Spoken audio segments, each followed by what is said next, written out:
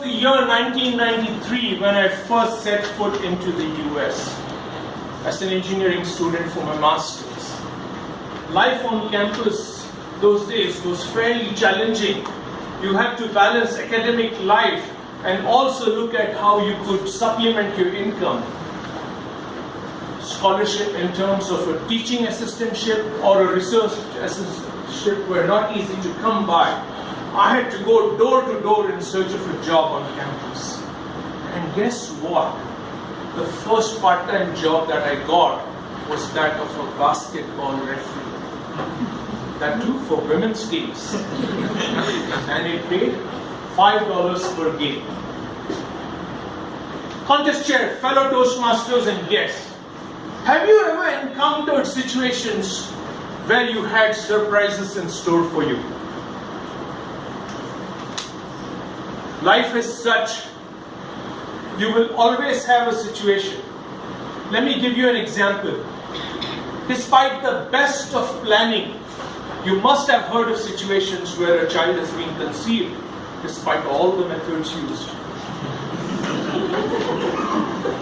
And then, for those of you who had the opportunity to look at potential partners online on a dating site or on a matrimonial site, building puzzles in the air that this is the person I want to spend the rest of my life with, reality has something else in store for you.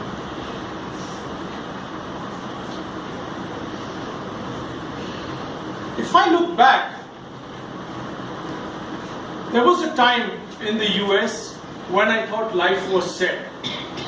I had a very comfortable life. It was very set. I used to spend most of my time evenings sipping wine and maybe having a swim in our home backyard pool. You get used to it and you start planning retirement. I was thinking, wow, I can spend the rest of my life in Mexico, maybe someplace with the beach.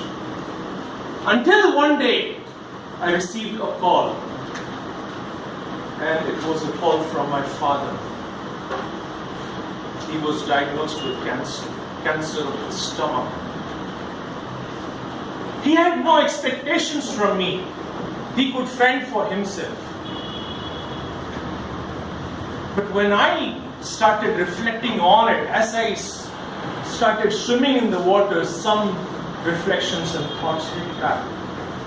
Here was a man who had spent a good amount of time nursing me when I was diagnosed with jaundice, going out of the way to find natural herbs so that he could nurse me back to health. He also put our family home to mortgage to make sure that I could pursue my dream of traveling to the US. And yet, something in me didn't seem right that I was having the good life here while he was left to fend for himself. So we took a conscious call at that time to be able to relocate to India. I did that. My wife gave up her newfound dental clinic at that point of time, and we chose to come back. But then there was another surprise. While we thought it was my father who needed attention, it turned out that life had another surprise for us. My mom passed away in her sleep, silently, without any notice, and that was a huge blow. If you think this was all that life had in store for me or for us, fast forward to the year 2010. All of 2.5 years old, our son Gaurav was diagnosed with leukemia, a type of blood cancer. We had plans that we would spend our childhood for the children in certain ways. And at that point of time, what it meant was repurposing our focus, repurposing our lives, and putting other things on hold. Ladies and gentlemen, life is what happens when you're busy making other plans. You may think that you have a handle on it. You may think you're into life, but life always has other plans for you. This quote actually came from John Lennon, from a song, from an album called Beautiful Boy. He was giving advice to his son. The irony of this was when he was returning from a studio after finishing mixing and recording, he was shot dead by a fan in front of his wife.